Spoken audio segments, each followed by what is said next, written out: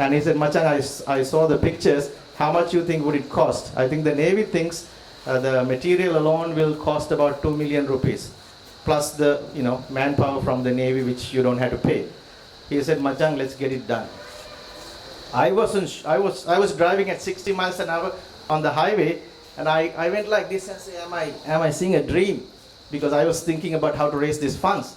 So long story short, 2 months later, you have this beautifully renovated scout room, thanks to Suku and the Royal College Old Boys East Coast Foundation.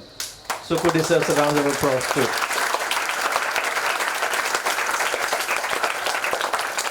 So that's how it came about. And I want to thank the Navy, including the officers and the sailors. So they are the heroes of the day. It's their sweat and blood that got made these rebounds within a very short period of time. So they deserve a round of applause also.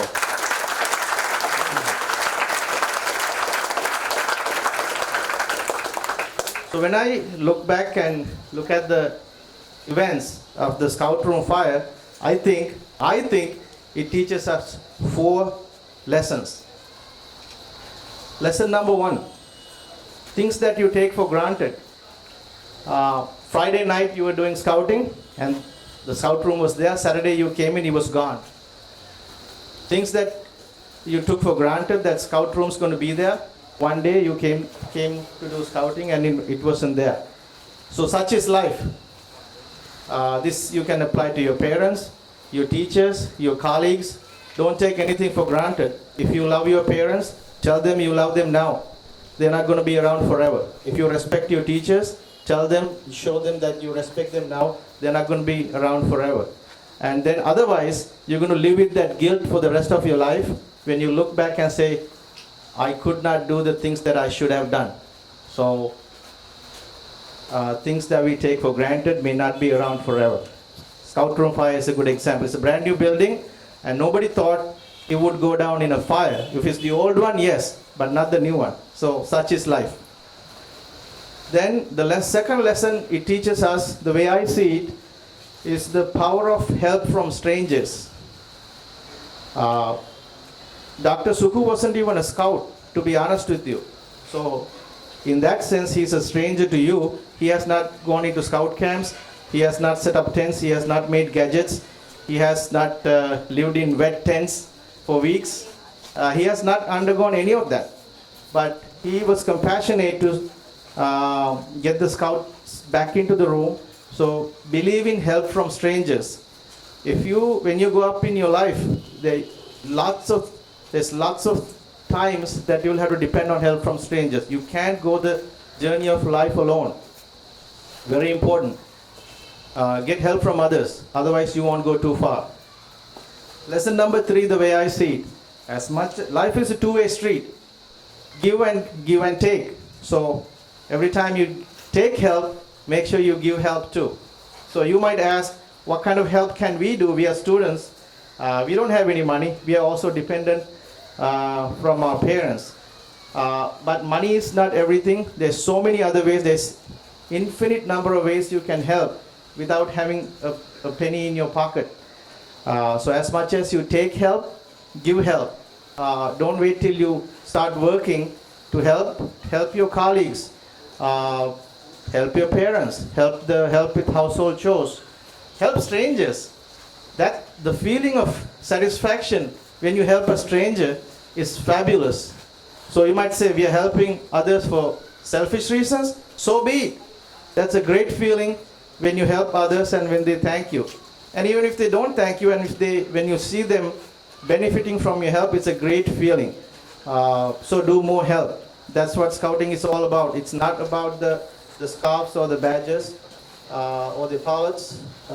It's about a lifestyle that's going to stay with you forever. So as much as you take help, give help. It's a great thing. Matter of fact, don't let a single day go by without helping someone. It could be letting someone merge. It could be helping someone cross the road. Simple acts of help will lead you to do bigger things. And the last lesson I think it teaches us what's next? So it was burned down with the help of a stranger. It was quickly renovated within 2 months. So what are the next steps? We have to preserve it. So I think it's going to look, I know I worked with the Navy for the last 12 years, and I know the workmanship and the quality of their work. So even without seeing the room, I'm 100% positive how good of a job they have done. So the next thing is to, what do you think is the next thing when you have a brand new building? To preserve it, right? To preserve it. Preservation is important. If any of these uncles come back 6 months later and if they find the room untidy, not clean, they're going to be sad. And to be honest with you, Uncle Suku is going to be sad too. I will be sad and angry also. So don't let that happen. It's a lot of people have put in their sweat and blood to get this back to you. So the only responsibility that you have is be good citizens, be good scouts, go up to earning your President's Scouts. I think I earned my President's Award in 1986. So go up to earning, don't give up in the middle, go and earn at least, every year we've been producing 10-15 President's Scouts a year. So maintain that tradition and maintain it in a nice clean environment and give it back to the next generation better than you found it. So thank you very much, and I want to thank Suku again and the Sri Lanka Navy for the joint effort. So this was a united joint effort. So if you want to look at the power of unity in any angle, it's a win-win. If you look at it from a civil military perspective, it's a win. If you look at it from a racial perspective, it's a win. We work together. If you look at it from national, international perspective, it's a win. Unity is always a win. So remember that.